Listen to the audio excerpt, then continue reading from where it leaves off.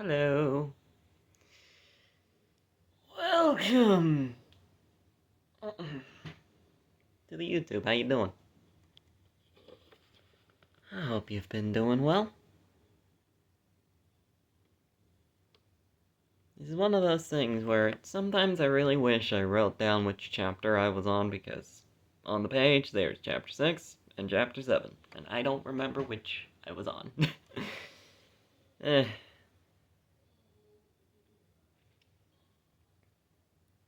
Well, either way, let's get started.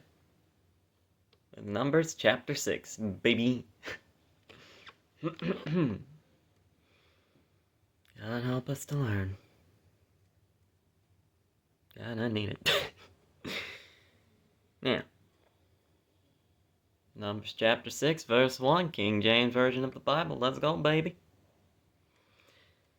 And the Lord spake unto Moses, saying, Speak unto the children of Israel, and say unto them, When either man or woman shall separate themselves to vow a vow of a Nazarite, to separate themselves unto the Lord.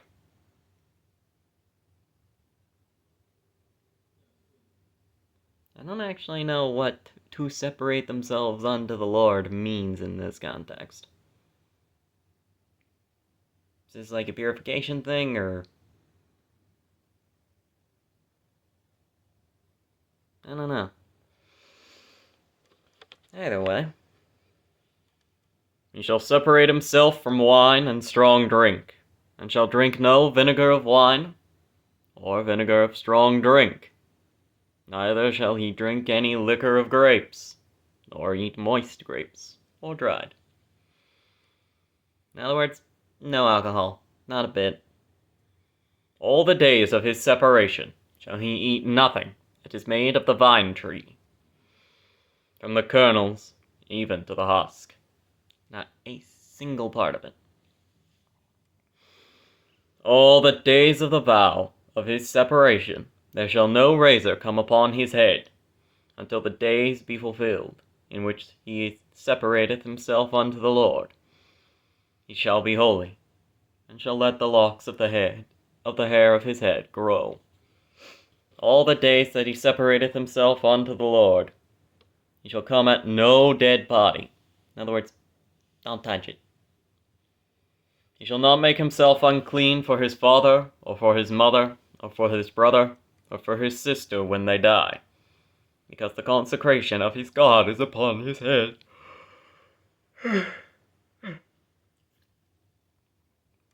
Yeah, this is a very purity type of thing. Set yourself apart, just kind of like a... I don't really know how to put this. I get just a full reset, basically.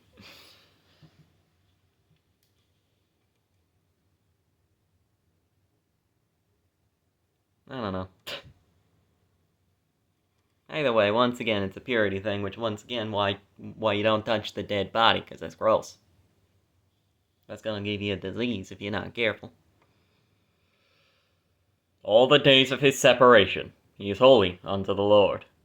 If any man die very suddenly by him, and he hath defiled the head of his consecration, then he shall shave his head in the day of his cleansing. On the 7th day shall he shave it. And on the 8th day he shall bring 2 turtles, I presume turtle doves, or 2 young pigeons to the priest, to the door of the tabernacle of the congregation. And the priest shall offer the one for a sin offering, and the other for a burnt offering, and make an atonement for him, for that he sinned by the dead, and shall hallow his head that same day. And he shall consecrate unto the Lord the days of his separation, and shall bring a lamb of the first year for a trespass offering. But the days that were before shall be lost, because his separation was defiled.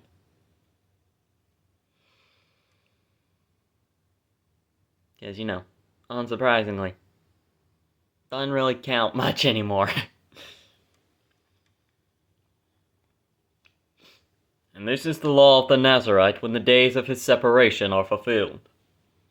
He shall be brought unto the door of the tabernacle of the congregation, and he shall offer his offering unto the Lord, 1 he-lamb of the first year without blemish for a burnt offering, and 1 ewe-lamb of the first year without blemish for a sin offering, and 1 ram without blemish for peace offerings, and a basket of unleavened bread, cakes of fine flour mingled with oil, and wafers of unleavened bread anointed with oil, and their meat offering and the drink offerings, as ye do.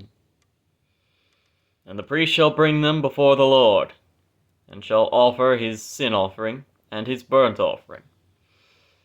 And he shall offer the ram for a sacrifice of peace offerings unto the Lord, with the basket of unleavened bread. The priest shall offer also his meat offering and his drink offering. And the Nazarite shall shave the head of his separation at the door of the tabernacle of the congregation. And he shall take the hair of the head of his separation, and put it in the fire, which is under the sacrifice of the peace offerings. And the priest shall take the sodden shoulder of the ram, and 1 unleavened cake out of the basket, and 1 unleavened wafer, and shall put them upon the hands of the Nazarite, after the hair of his separation is shaven.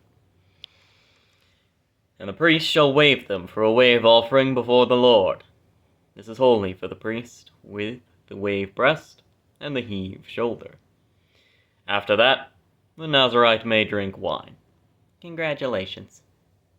You fulfilled your time. Whatever time you dedicated to do this, you done. Congrats.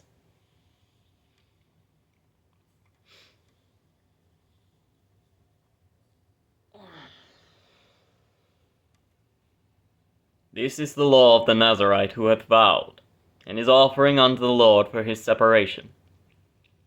Beside that his hand shall get. There's more to it, this is the very basics of it. According to the vow which he vowed, so he must do after the law of his separation. And the Lord spake unto Moses, saying, Speak unto Aaron, and unto his sons, saying, On this wise ye shall bless the children of Israel, saying, The Lord bless thee and keep thee. The Lord make his face shine upon thee, and be gracious unto thee. The Lord lift up his countenance upon thee, and give thee peace. And they shall put my name upon the children of Israel, and I will bless them. Yeah, I think I read chapter 6. I kind of had a feeling. I wasn't 100% certain, though. But I do remember that part, because I was talking about the fact that it was in the Jesus of Nazareth epic from a good long while back. I don't actually know when that thing was made. I think it was made before me, if I'll be perfectly honest. But I'm not 100% certain. I'm gonna have to look into that. Either way, chapter 7. And it came to pass on the day that Moses had fully set up the tabernacle, and had anointed it, and sanctified it, and all the instruments thereof, both the altar, and all the vessels thereof, and had anointed them, and sanctified them, as ye do, and make certain they're clean, and ready for the work that's to be done. That the princes of Israel, heads of the house of their fathers, who were the princes of the tribes, and were over them that were numbered, offered. And they brought their offering before the Lord, 6 covered wagons, and 12 oxen, a wagon for 2 of the princes, and for each one an ox. And they brought them before the tabernacle. My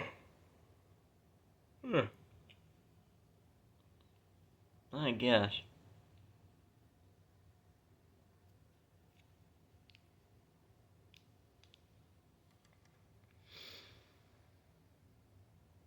And the Lord spake unto Moses, saying, Take it of them, that they may be to do the service of the tabernacle of the congregation.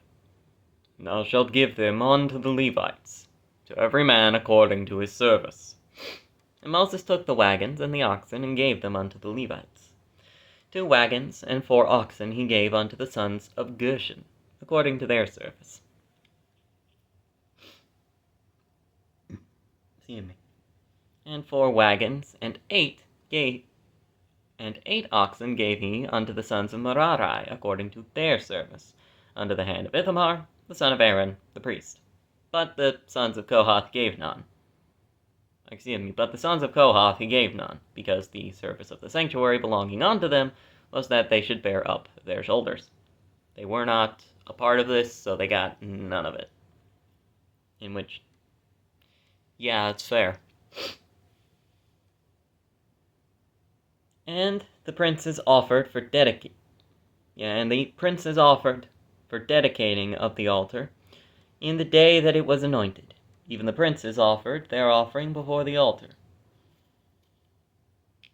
And the Lord said unto Moses, They shall offer their offering, each prince on his day, for the dedicating of the altar. And he that offered his offering the first day was Nahshon, the son of Amminadab, of the tribe of Judah. And his offering was 1 silver charger, the weight thereof was 130 shekels, 1 silver bowl of 70 shekels, after the shekel of the sanctuary. Both of them were full of fine flour, with oil for a meat offering. 1 spoon of 10 shekels of gold full of incense, 1 young bullock, 1 ram, 1 lamb of the first year, for a burnt offering, 1 kid of the goats for a sin offering, and for a sacrifice of peace offerings, 2 oxen, 5 rams, 5 he-goats, 5 lambs of the first year. This was the offering of Nahshon, the son of Amminadab. There's going to be a lot of that. On the second day, Nethaneel, the son of Zuar, prince of Issachar, did offer. He offered for his offering 1 silver charger, the weight whereof was 130 shekels, 1 silver bowl of 70 shekels, after the shekel of the sanctuary, both of them full of fine flour, mingled with oil for a meat offering, 1 spoon of gold of 10 shekels, full of incense. 1 young bullock, 1 ram, 1 lamb of the first year for a burnt offering, 1 kid of the goats for a sin offering, for a sacrifice of peace offerings, 2 oxen, 5 rams, 5 he-goats, 5 lambs of the first year. This was the offering of Nethaneel, the son of Zuar. On the third day, Eliab, the son of Helon, prince of the children of Zebulun, did offer. His offering was 1 silver charger, the weight whereof was 130 shekels, 1 silver bowl of 70 shekels, after the shekel of the sanctuary, both of them full of fine flour mingled with oil for a meat offering, 1 golden spoon of 10 shekels, full of incense, 1 young bullock, 1 ram, 1 lamb of the first year for a burnt offering, 1 kid of the goats for a sin offering, and for a sacrifice of peace offerings, 2 oxen, 5 rams, 5 he-goats, 5 lambs of the first year.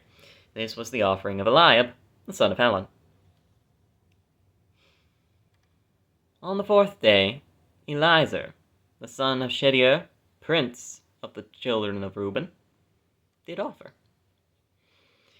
His offering was 1 silver charger, of the weight of 130 shekels, 1 silver bowl of 70 shekels, after the shekel of the sanctuary, both of them full of fine flour mingled with oil for a meat offering, 1 golden spoon of 10 shekels, full of incense, 1 young bullock, 1 ram, 1 lamb of the first year for a burnt offering, 1 kid of the goats for a sin offering. And for a sacrifice of peace offerings, 2 oxen, 5 rams, 5 he-goats, 5 lambs of the first year. This was the offering of Eliezer, the son of Shedeur. On the 5th day, Shelumiel, the son of Zurishaddai, prince of the children of Simeon, did offer. His offering was 1 silver charger, the weight whereof was 130 shekels, 1 silver bowl of 70 shekels, after the shekel of the sanctuary, both of them full of fine flour mingled with oil for a meat offering, 1 golden spoon of 10 shekels, full of incense, 1 young bullock, 1 ram, 1 lamb of the first year for a burnt offering, 1 kid of the goats for a sin offering, and for a sacrifice of peace offerings, 2 oxen, 5 rams, 5 he-goats, 5 lambs of the first year. This was the offering of Shelumiel, the son of Zurishaddai. On the 6th day, Eliasaph, the son of Deuel, prince of the children of Gad, offered.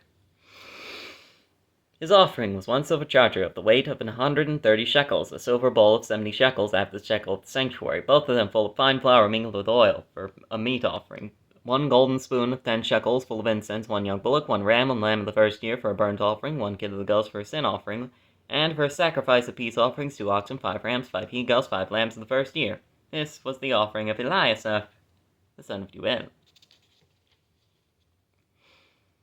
On the 7th day, Elishama, the son of Ammihud, prince of the children of Ephraim, offered. His offering was, and you'll never guess,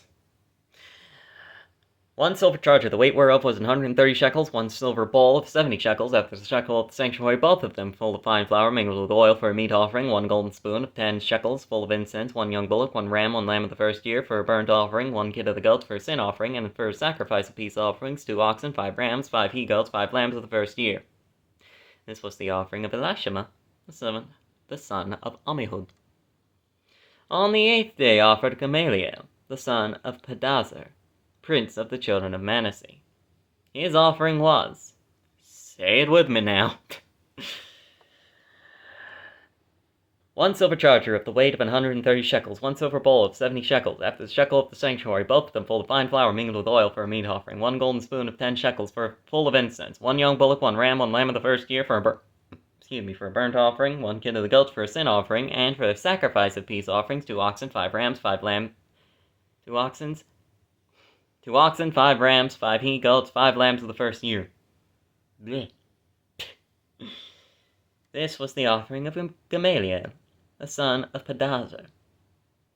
On the 9th day, Abidan, I'm not actually 100% certain, the son of Gideoni, prince of the children of Benjamin, offered.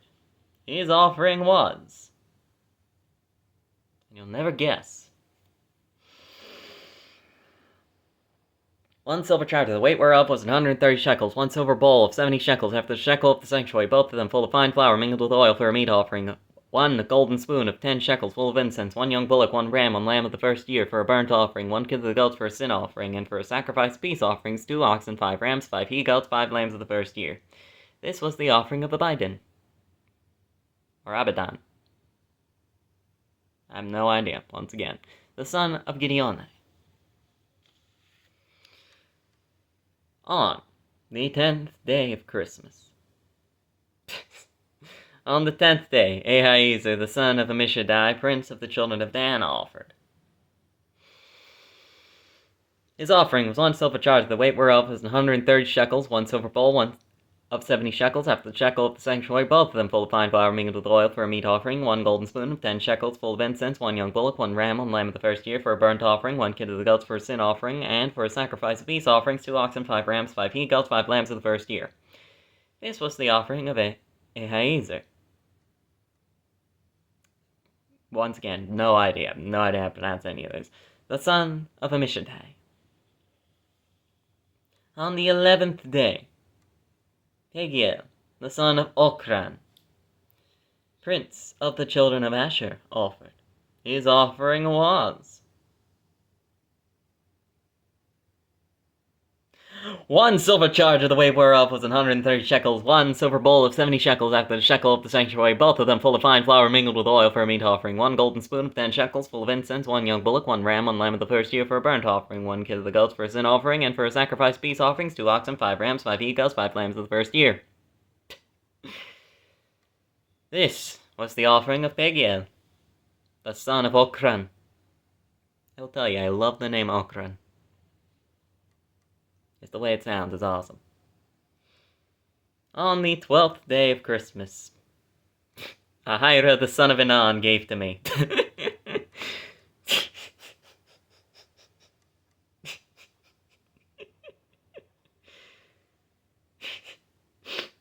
Couldn't help myself, had to finish it. On the 12th day, Ahira, the son of Enan, prince of the children of Naphtali, offered. And you'll never guess what his offering was.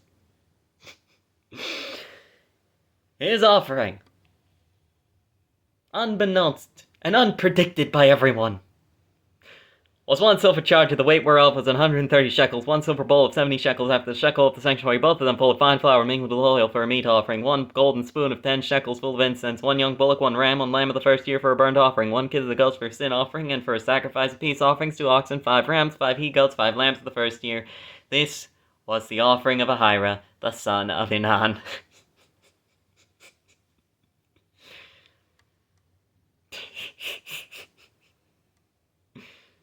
Eh. I don't know why it takes so much joy when this thing repeats itself so much, but I find it funny every single time.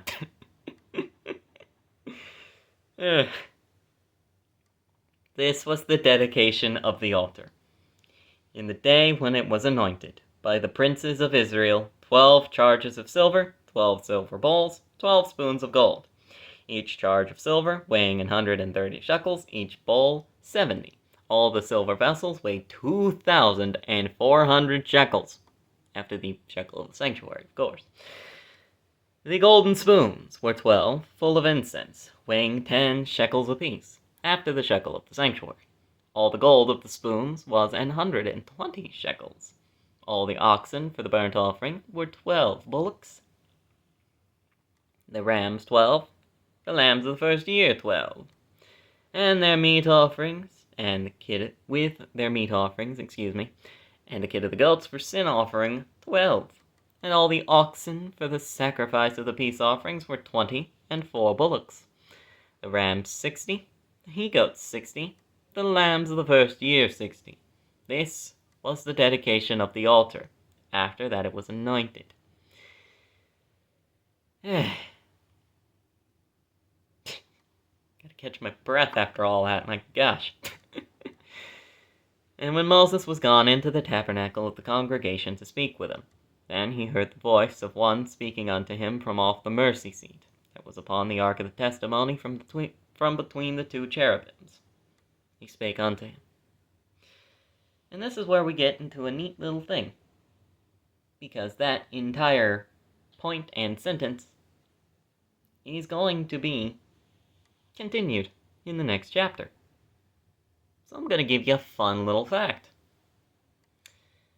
The chapters and verses in these books, they're not supposed to be here technically.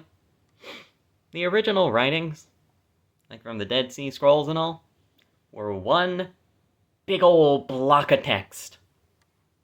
The main reason that the chapter and verses thing is here is just to convenience, so we can find what we're looking for. That's why a lot of preachers will tell you the best way to understand the Bible is to not just look at the verse you're reading, but to look 20 verses forward and 20 verses back. That way you get the full context of the situation, because once again, the verses weren't meant to be taken in isolation. They never were. A lot of people tried to. But it really wasn't, and it shows a lot. Heck, there are some points when a full sentence is cut off and continued in the next verse. But either way, now you know. And we're on to chapter 8. And the Lord spake unto Moses, saying, Speak unto Aaron, and say unto him, When thou lightest the lamps, the 7 lamps shall give light over against the candlestick. And Aaron did so. He lighted the lamps thereof over against the candlestick, as the Lord commanded Moses. And this work of the candlestick was of beaten gold, unto the shaft thereof. Unto the flowers thereof was beaten work, according unto the pattern which the Lord had shewed Moses. So he made the candlestick. And the Lord spake unto Moses, saying, Take the Levites from among the children of Israel, and cleanse them. And thus shalt thou do unto them, to cleanse them. Sprinkle water of purifying upon them, and let them shave all their flesh, not a single hair, not on your head, not on your chest, not on your legs, nowhere. And let them wash their clothes, and so make themselves clean. Then let them take a young bullock with his meat offering, even fine flour mingled with oil. And another young bullock shalt thou take for a sin offering. And thou shalt bring the Levites before the tabernacle of the congregation, and thou shalt gather the whole assembly of the children of Israel together. Excuse me. And thou shalt bring the Levites before the Lord, and the children of Israel shall put their hands upon the Levites. And Aaron shall offer the Levites before the Lord an offering of the children of Israel. For an offering of the children of Israel, that they may execute the service of the Lord. Now, unsurprisingly, this is not talking about the same type of offering as the lambs and all that were slaughtered. This is just them dedicating them so they can do the job. Take this particular tribe of Israel, and move them over here, so they can do the job. And the Levites shall lay their hands upon the heads of the bullocks, and thou shalt offer the one for a sin offering, and the other for a burnt offering unto the Lord, to make an atonement for the Levites. Because unsurprisingly, similarly, they very much need atoning. They are human. And thou shalt set the Levites before Aaron and before his sons, and offer them for an offering unto the Lord. Thus shalt thou separate the Levites from among the children of Israel. And the Levites shall be mine. And after that the Levites go in. I can't read today. And after that shall the Levites go in, to do the service of the tabernacle of the congregation. And thou shalt cleanse them, and offer them for an offering. For they are wholly given unto me among the children of Israel, instead of such as open every womb, and instead of the firstborn of all the children of Israel have I taken them unto me. For all the firstborn of the children of Israel are mine, both man and beast. On the day that I smote every firstborn in the land of Egypt, I sanctified them for me. For myself. And I have taken the Levites for all the firstborn of the children of Israel. Just instead of, basically. And I have given the Levites as a gift to Aaron and to his sons from among the children of Israel, to do the service of the children of Israel in the tabernacle of the congregation, and to make an atonement for the children of Israel, that there be no plague among the children of Israel when the children of Israel come nigh unto the sanctuary. Just making certain everything is upkept, everything's running smoothly. Congratulations, this is your job now. And Moses and Aaron and all the congregation of the children of Israel did to the Levites according unto all that the Lord commanded Moses concerning the Levites. So did the children of Israel unto them. And the Levites were purified, and they washed their clothes. And Aaron offered them as an offering before the Lord, and Aaron made an atonement for them to cleanse them. And after that went the Levites in to do their service in the tabernacle of the congregation, before Aaron and before his sons, as the Lord had commanded Moses concerning the Levites. So did they unto them. And the Lord spake unto Moses, saying,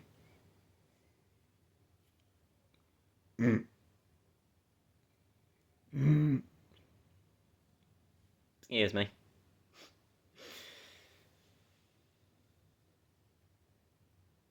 And the Lord spake unto Moses, saying, This is it that belongeth unto the Levites.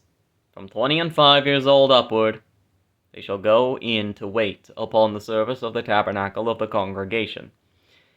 And from the age of 50 years, they shall cease waiting upon the service thereof, and shall serve no more, but shall minister with their brethren in the tabernacle of the congregation, to keep the charge, and shall do no service.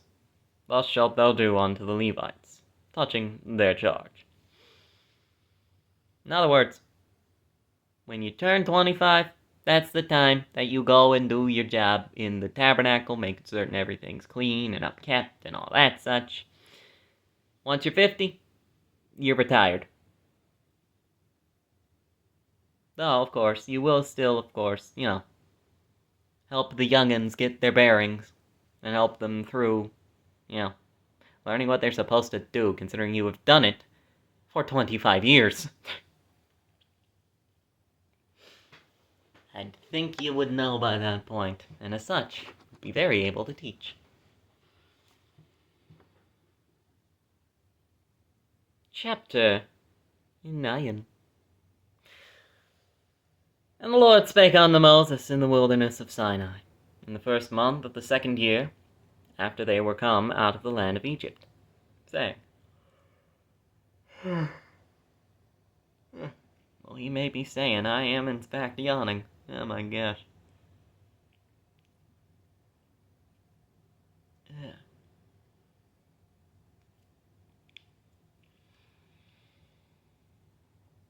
But the children of Israel also keep the Passover at his appointed season.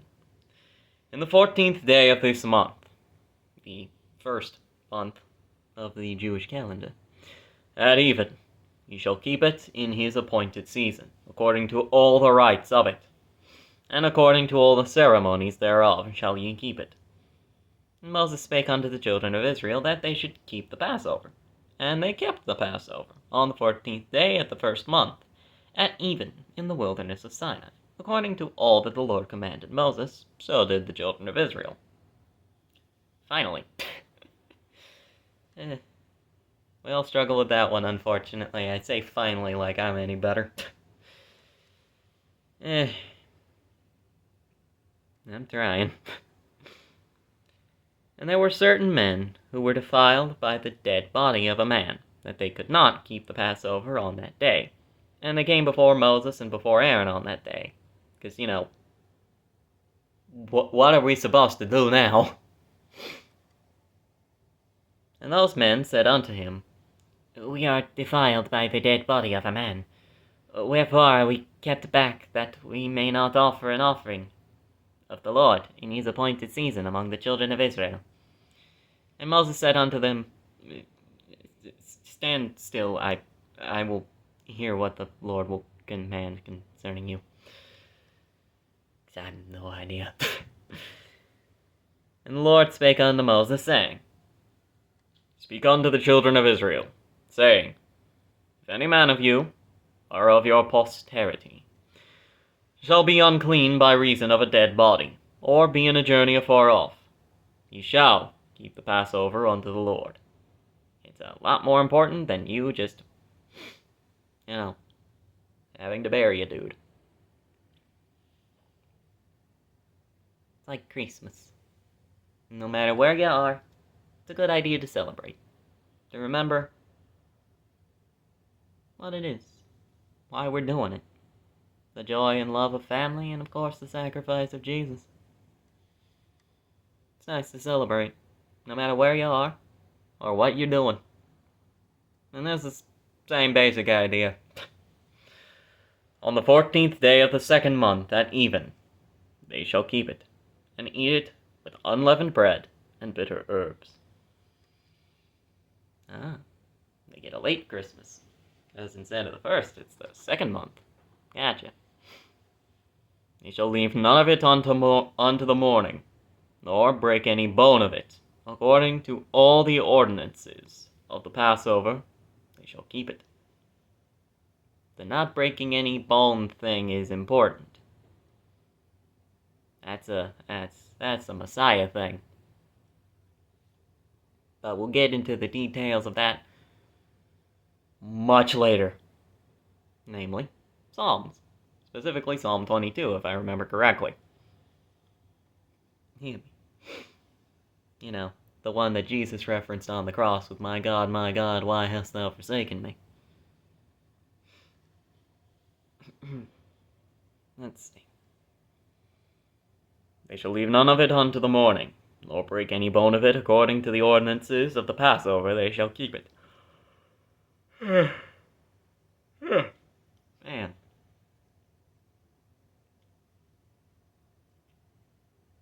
I am yawning a lot today. My gosh.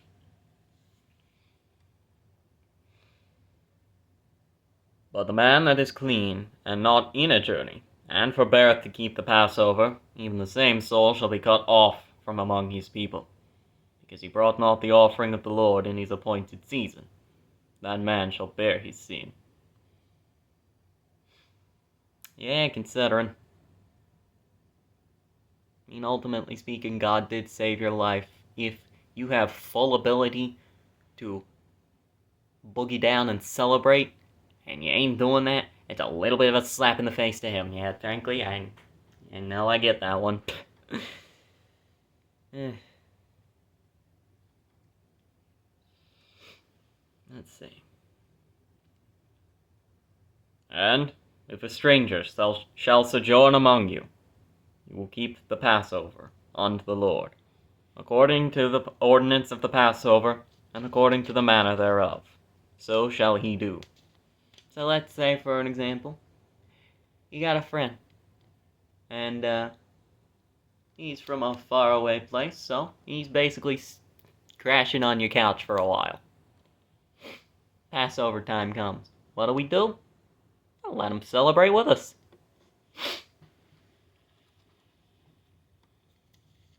Ye shall have one ordinance, both for the stranger and for him that was born in the land.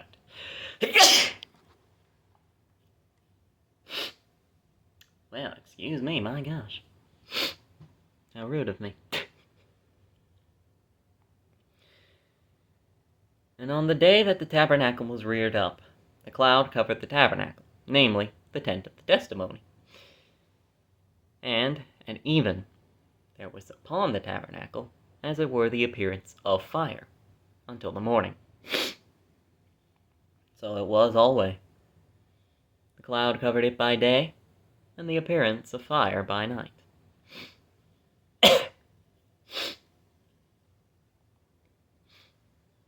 And when the cloud was taken up from the tabernacle, then the children of Israel journeyed. And in the place where the cloud abode, there the children of Israel pitched their tent. So basically, if God's home, we ain't going anywhere. If he's gone, we skedat. At the commandment of the Lord, the children of Israel journeyed, and at the commandment of the Lord, they pitched. As long as the cloud abode upon the tabernacle, they rested in their tents. So you could stay in that tabernacle for like 20 years, and he's just sitting back, relaxing, enjoying your day, having fun, living your life, playing with your kids and all that such. Family bonding moments. Let's see.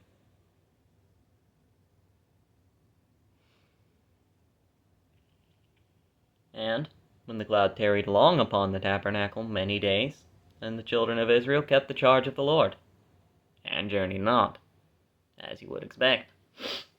And so it was, when the cloud was a few days upon the tabernacle, according to the commandment of the Lord, they abode in their tents, and according to the commandment of the Lord, they journeyed. And so it was, when the cloud abode even unto the morning,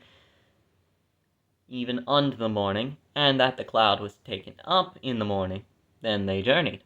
Whether it was by day or by night, that the cloud was taken up, they journeyed. They're really hammering this one home. Or whether it were 2 days, or a month, or a year that the cloud tarried upon the tabernacle, remaining thereon, the children of Israel abode in their tents, and journeyed not. But when it was taken up, they journeyed.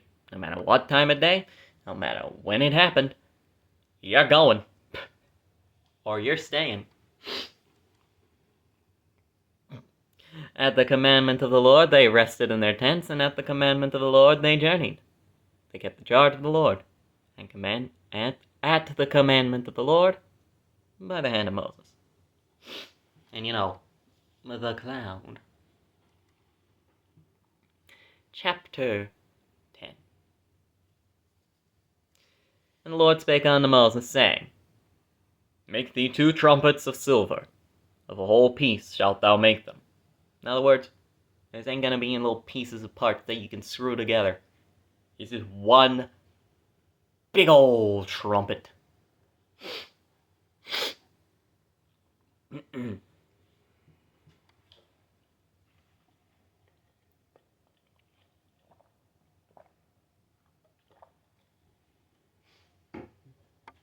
Unsurprisingly, it wouldn't exactly be a modern-day trumpet, because that is literally built to be pieces and parts. I think this is more talking about like a shofar. A traditional Israeli thing. Horn, basically made out of a goat's horn, for all intents and purposes. I actually got to see one. It was very neat.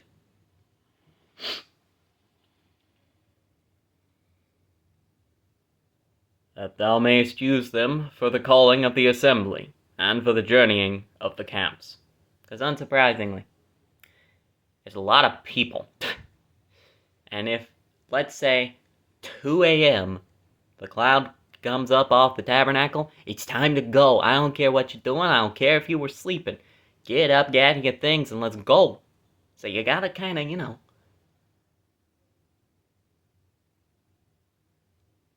get everybody's attention.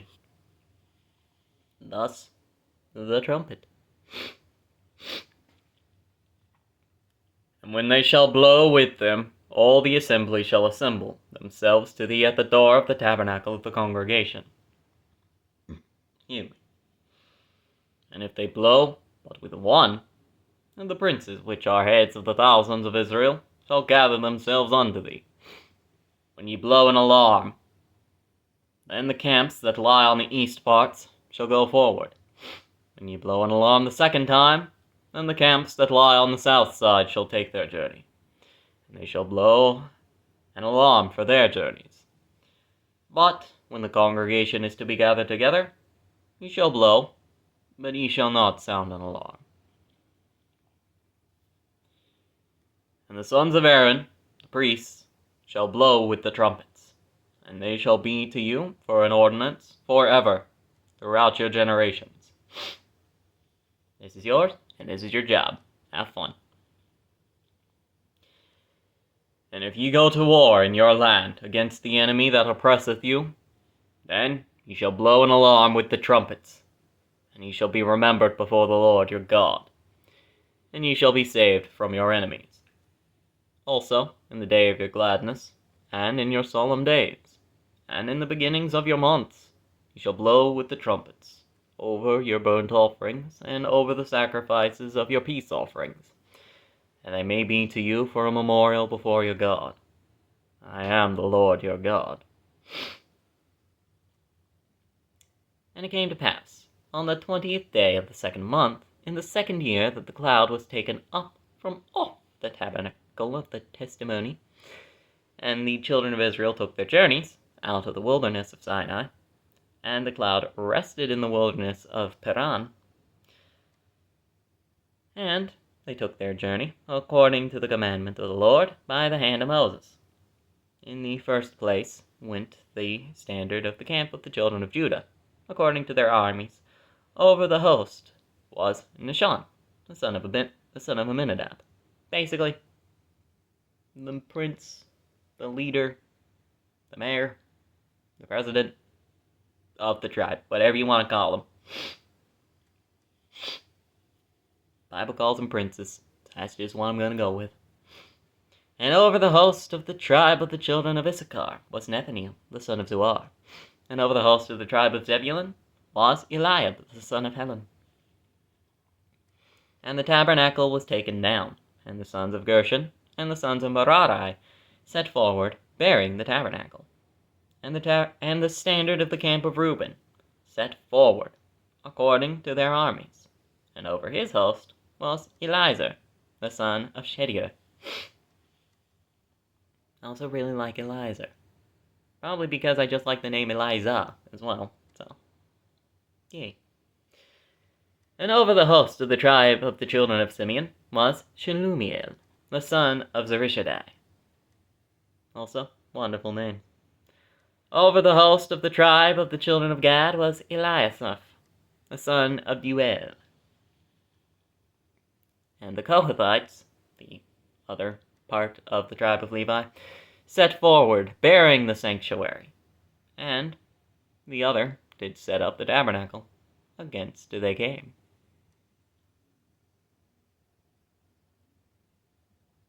It's a weird sentence. And the other did set up the tabernacle against the came. Dadgum. This is confusing my modern English brain. Darn you, King James. You'll win again. And the standard of the camp of the children of Ephraim set forward according to their armies. And over against his host was Elishama, the son of Ammihud. And over the host of the tribe of the children of Manasseh was Gamaliel, the son of Pedazur. And over the host of the tribe of Benjamin was Abidan. Yeah, I'm just going to go Abidan, the son of Gideoni. And the standard of the camp of Dan set forward, which was the rearward of all the camps. In other words, the last one. Well, not the last one, but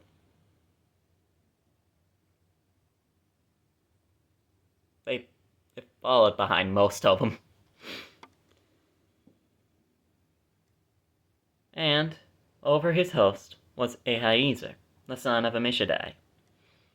And over the host of the tribe of Asher was Pagiel, the son of Ocran. Still love that name. Over the host of the tribe of the children of Naphtali was Ahira, the son of Enan.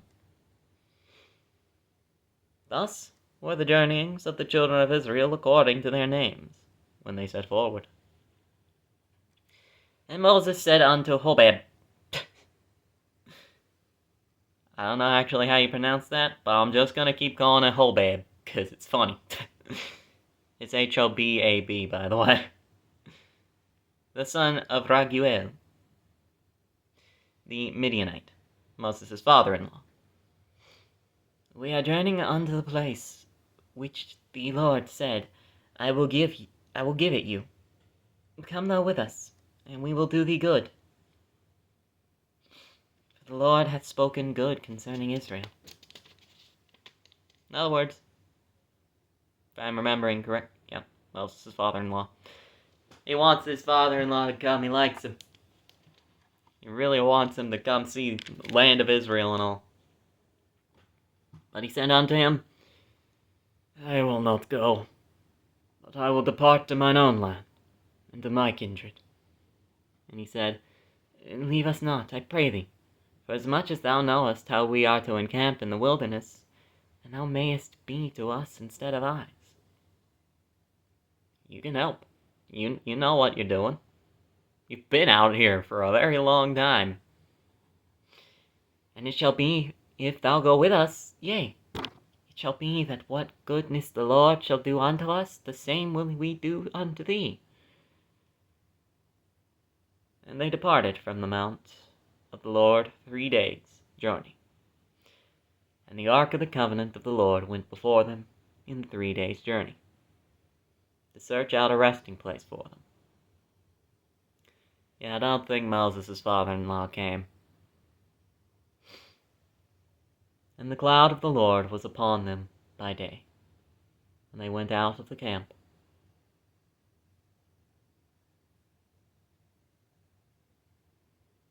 Hold on, I don't know if I finished that last verse. And they departed from the mount of the Lord 3 days' journey. And the ark of the covenant of the Lord went before them in the 3 days' journey, to search out a resting place for them. And the cloud of the Lord was upon them by day, when they went out of the camp. And it came to pass, when the ark set forward, that Moses said, Rise up, Lord, and let thine enemies be scattered. And let them that hate thee flee before thee. And when it rested, he said, Return, O Lord, unto the many thousands of Israel.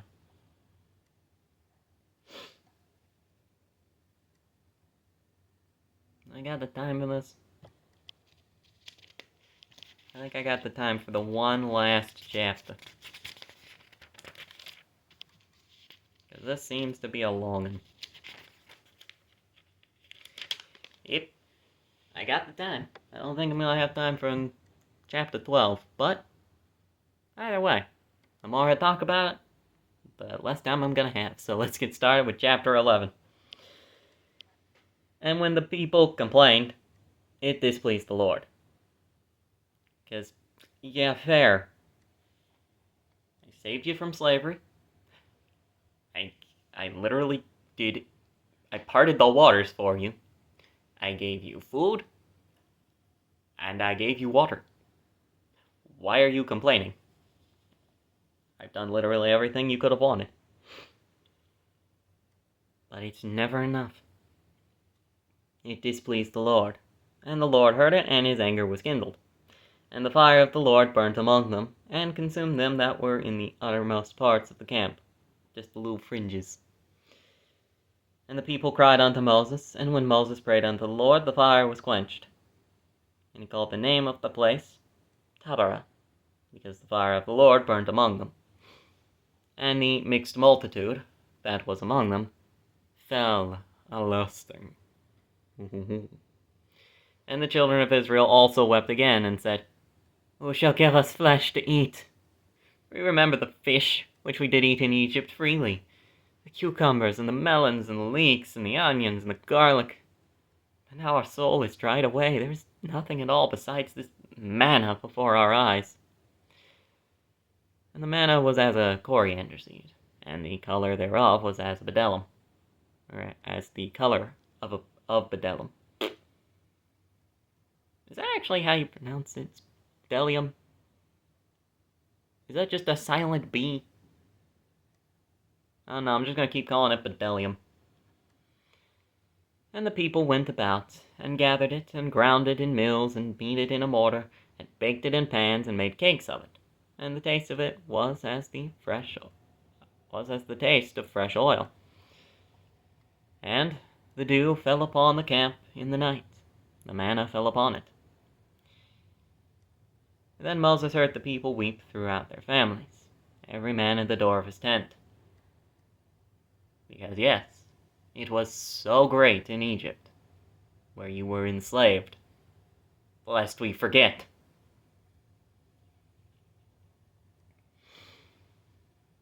And the anger of the Lord was kindled greatly.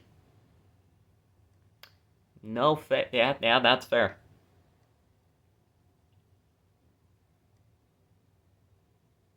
Moses also was displeased. Yeah, no fair. And Moses said unto the Lord, Wherefore hast thou afflicted thy servant? And wherefore have I not found favor in thy sight, that thou layest the burden of all this people upon me?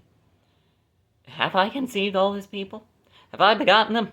That thou shouldest say unto me, Carry them into thy bosom, as a nursing father beareth the sucking child, unto the land which thou swarest unto their fathers? When should I have flesh to give unto all this people? For they weep unto me, saying, Give us flesh that we may eat. I am not able to bear all this people alone. It is too heavy for me. And if thou deal thus with me, kill me, I pray thee, out of hand, if I have found favor in thy sight. Let me not see my wretchedness. In other words, this sucks. I hate this. I hate every single thing about this. Ultimately speaking, they're asking me to do things I cannot do. And knowing Israel's track record, they're also probably threatening to kill him, because they do that every single time. And the Lord said unto Moses, Gather unto me 70 men of the elders of Israel, whom thou knowest to be the elders of the people, and officers over them, and bring them unto the tabernacle of the congregation, that they may stand there with me. And I will come down and talk with thee, and I will take of the Spirit which is upon thee, and will put it upon them, and they shall bear the burden of the people with thee. And thou bear it not thyself alone. Good. Unsurprisingly, man needs help. And say thou unto the people, Sanctify yourselves against the morrow, and ye shall eat flesh. For ye have wept in the ears of the Lord, saying, Who shall give us flesh to eat? For it was well with us in Egypt. Therefore the Lord will give you flesh, and ye shall eat. Ye shall not eat one day, nor 2 days, nor 5 days, neither 10 days, nor 20 days, but even a whole month. And this is where God's sense of humor comes in. Until it come out your nostrils. You're gonna eat it till it comes out your nose.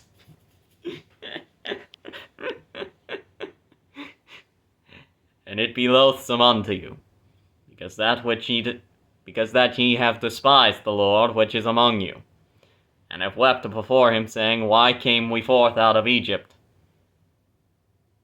Once again, you free this people, you feed these people, you give these people something to drink. Somehow they think it's better when they were enslaved. Yeah, no, that'd make anybody mad. And Moses said, The people among whom I am are 600,000 footmen, and thou hast said, I will give them flesh that they may eat a whole month. Shall the flocks and the herds be slain for them to suffice them? Or shall the fish be gathered together for them to suffice them? And the Lord said unto Moses, Is the Lord's hand waxed short? Thou shalt see now whether my word shall come to pass unto thee or not. How small do you think I am?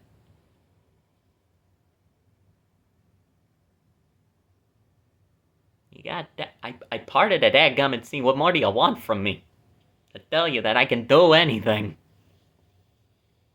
How small, how insignificantly powerful do you think I am? And Moses went out and told the people the words of the Lord, and gathered the 70 men of the elders of the people, and set them round about the tabernacle. And the Lord came down in a cloud, and spake unto him, and took of the Spirit that was upon him, and gave it unto the 70 elders. And it came to pass that when the Spirit rested upon them, they prophesied, and did not cease. They just kept doing it. But there remained 2 of the men in the camp. The name of the one was Eldad, and the name of the other Medad. And the Spirit rested upon them. And they were of them that were written, but went not out unto the tabernacle. And they prophesied in the camp. And there ran a young man, and told Moses, and said, Eldad and Medad do prophesy in the camp. And Joshua the son of Nun, specifically a guy called Nun, N-U-N, the servant of Moses, one of his young men, answered and said, My lord, Moses forbid them. And Moses said unto him, Viewest thou for my sake? Would God that all the Lord's people were prophets, and that the Lord would put his Spirit upon them. It's like, why should I stop this? If God wanted them to have this, congratulations, they have this. I ain't exactly one to tell them no. And frankly, I'm glad they have it. I wish everybody had it. And Moses gat him into the camp, he and the elders of Israel. And there went forth a wind from the Lord, and brought quails from the sea, and let them fall by the camp, as it were a day's journey on this side, and as it were a day's journey on the other side, round about the camp, and as it were 2 cubits high upon the face of the earth. I don't know how big a cubit is, I just know it's big. That's a lot of quail. There's a lot of people to feed, but that's a lot of quail. And the people stood up all that day, and all that night, and all the next day, and they gathered the quails. He that gathered least gathered 10 omers. Once again, I don't know how big an omer is, but I know it's a lot. And they spread them all abroad for themselves round about the camp. And while the flesh was yet between their teeth, ere it was chewed, the wrath of the Lord was kindled against the people, and the Lord smote the people with a very great plague. Because, yeah, unsurprisingly, it's not going to be taken lying down. And he called the name of the place Kibroth Hatava, because there they buried the people that lusted. Because, they're dead now. And the people journeyed from Kibroth Hattaavah unto Hazeroth, and abode at Hazeroth. And that's where we stop. Thank you for listening. God bless. And bye.